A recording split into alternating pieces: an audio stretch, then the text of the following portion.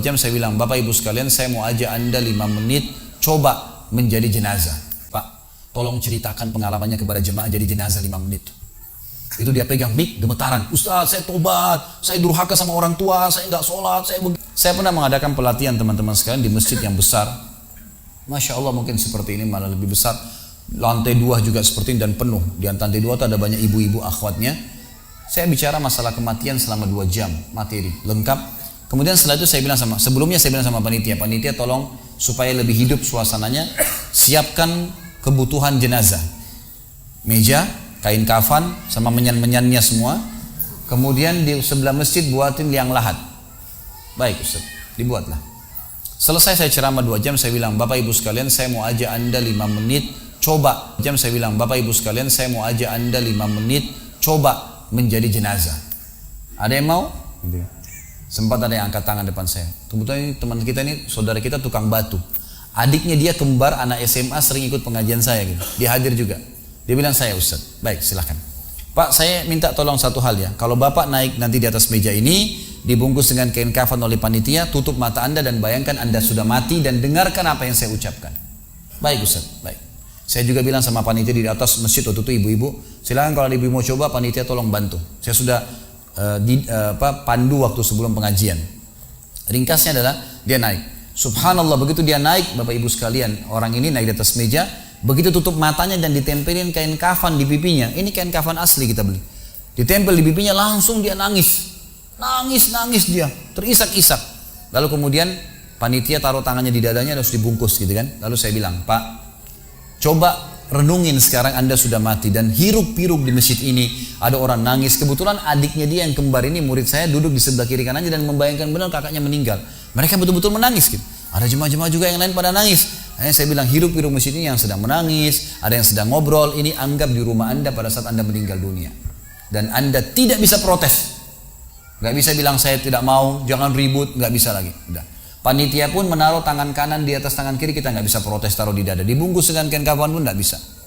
Baik, Pak, bayangkan semua peluang amal saleh yang semestinya Anda bisa kerjakan, sholat malam, sedekah bakti dengan orang tua, baca Quran, sholat berjamaah, yang Anda sia-siakan dan Anda menyesal kenapa tidak kerjakan sekarang.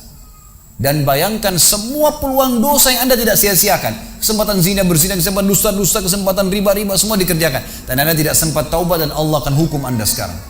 Itu Bapak Ibu sekalian, saya tidak karang-karang dia sampai nangis-nangis Bapak ini. Terus dia nangis. Lalu saya bilang, tolong panitia datangkan geranda jenazah. Datangkan. Baik Pak, sebentar lagi kami akan angkat badan Anda di geranda ini dan kami akan bawa Anda ke liang lahat sebelah masjid.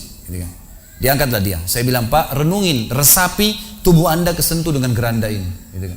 Ditutuplah lalu dipikul. Lalu saya pandu pakai mic, saya bilang, Pak, inilah detik-detik terakhir Anda bersama kami.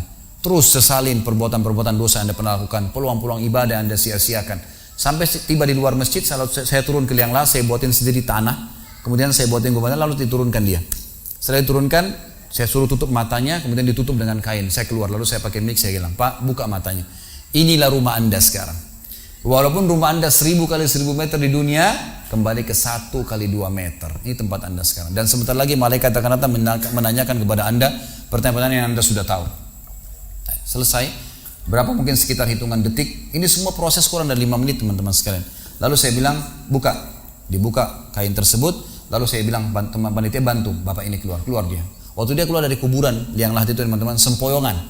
Kayak orang yang sudah pusing gitu. Keluar. Kemudian saya bawa ke masjid, saya pegang tangannya masuk ke masjid, duduk. Lalu saya kasih mic, Pak, tolong ceritakan pengalamannya kepada jemaah jadi jenazah 5 menit. Itu dia pegang mic, gemetaran. Ustaz, saya tobat, saya durhaka sama orang tua, saya nggak sholat, saya begini. Ini dia lupain, ada ribuan jemaah depannya nih. Dia nangis-nangis, sebutin semua kesalahannya. Semua pada banyak ikut nangis. Dia kayak orang ketakutan betul, gitu kan? Baik, selesai. Saya panggil siapa lagi yang mau coba? 2, 3, 4 orang. Rata-rata semua begitu keadaannya, gitu kan? Alhamdulillah mereka sadar seketika pada saat itu. Lalu kemudian saya bilang penutupan, ada bahkan ibu-ibu yang coba di atas pingsan, ibu itu. Kita bukan nakut-nakutin, tapi memang saya praktekin. Lalu saya bilang begini, Bapak Ibu sekalian, sebagai penutup acara saya bilang pada saat itu, bahwasanya ini hanya praktek jadi jenazah. Tapi ini ya akan datang satu waktu Anda dibungkus kain kafan tidak bisa kembali lagi. Sekarang masih bisa kembali beramal soleh. Dan ini pernah diperingatkan oleh Hasan Basri rahimahullah.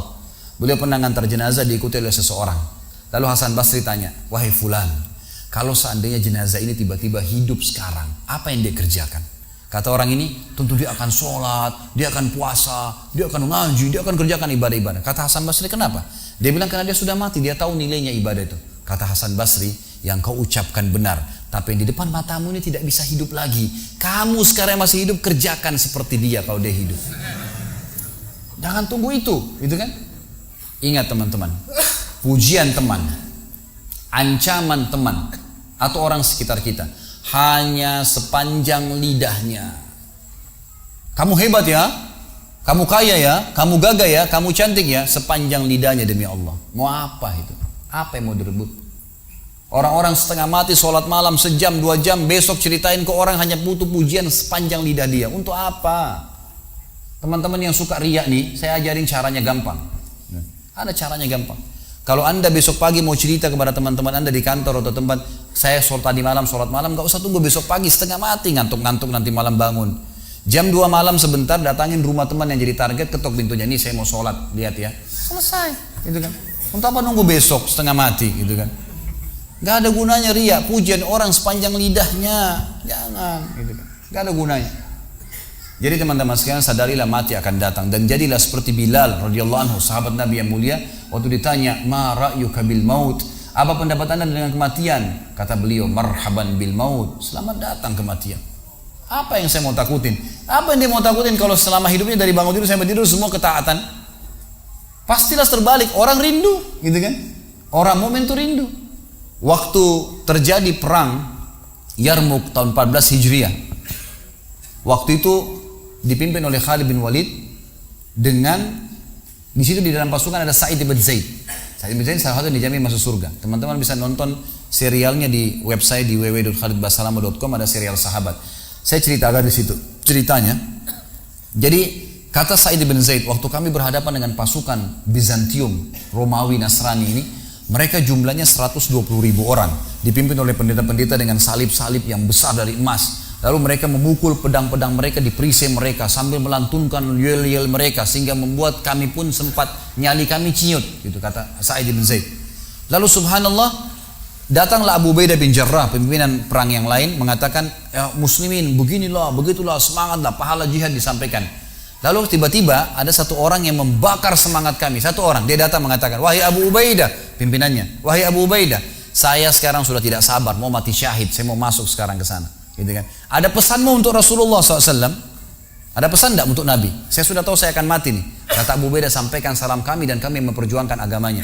Orang itu pun masuk ke musuh sendirian, menembus musuh tersebut sampai mati syahid. Kata Sa'id bin Zaid, waktu saya lihat semangatnya orang tersebut dan tahu yakin dengan janji Allah benar, maka saya loncat dari kuda saya lalu saya tunduk, kemudian saya membaca Allahu Akbar, lalu saya menyerang musuh. Semenjak itu rasa takut saya hilang dan akhirnya kami memenangkan peperangan.